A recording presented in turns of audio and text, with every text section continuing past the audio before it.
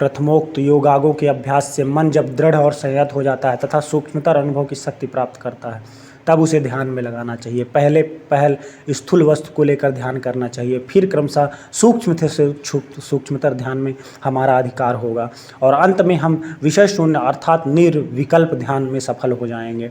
मन को पहले अनुभूति के बाह्य कारण अर्थात विषय, फिर स्नायुओं में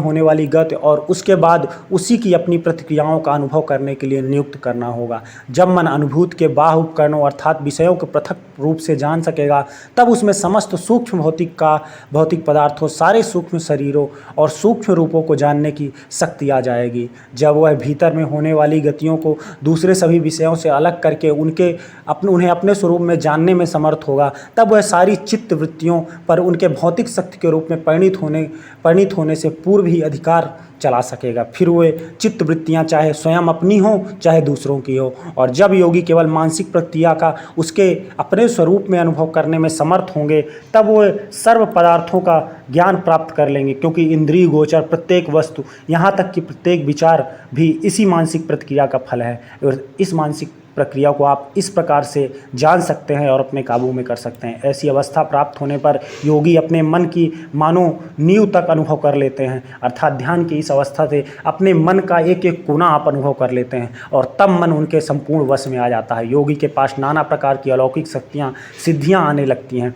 यहाँ पे स्वामी विवेकानंद ने सिद्धियों की भी बात की है, पर यदि वो इन सब शक्तियों को प्राप्त करने के लिए लालयित हो उठे तो उनकी भविष्य उन्नति का रास्ता रुक जाता है, अर्थात फिर लालचवश इन शक्तियों की ओर मनुष्य नहीं बढ़ सकता है कि मैं ये शक्तियाँ स्वयं ही प्राप्त, वो स्वयं ही आ जाएंगी जब आप उनकी लालसा ना करेंगे। लालायित होकर अगर आप उस मार्ग में बढ़ेंगे तो आप कभी भी ये शक्तियाँ नहीं पा सकेंगे। भोग के पीछे दौड़ने से इतना अनर्थ होता है, किंतु यदि वो इन सब अलौकिक शक्तियों को भी छोड़ सके तो वो मन रूप समुद्र में उठने वाले समस्त वृत्ति प्रवाहों को पूर्णतः रोकने में समर्थ हो सकेंगे।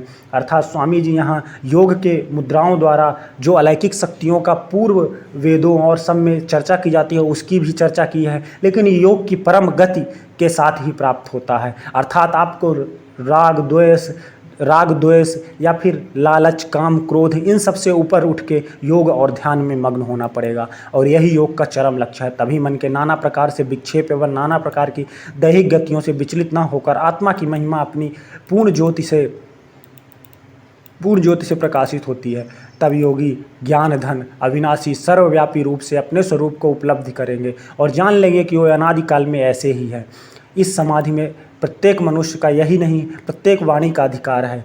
सबसे निम्नतर प्राणी से लेकर अत्यंत उन्नत देवता तक सभी कभी न कभी इस अवस्था को अवश्य प्राप्त करेंगे, और जब किसी को यह अवस्था प्राप्त हो जाएगी तभी हम कहेंगे कि उसने यथार्थ धर्म की प्राप्त कर ली। अर्थात ध्यान और योग द्वारा जब इस अवस्था को मनुष्य प्राप्त कर लेता है कि उसकी किसी सारी गिरिड खत्म हो जाती हैं और वो ध्यान मग्न होकर अपने आंतरिक मन और बाह्य मन अर्थात शारीर तथा आंतरिक मन पे पूर्णतः काबू पा लेता है, तो योग की इस अवस्था को संपूर्ण अवस्था कहा है विवेकानंद जी ने। इनके सहारे हम उस अवस्था की ओर लगातार अग्रसर हो रहे हैं। जो धर्म नहीं मानता उसमें और हम में कोई विशेष अंतर नहीं है, कारण अतीन्द्रियों के तत्वों के बारे में हमारी कोई प्रत्यक्ष अनुभूति नहीं है।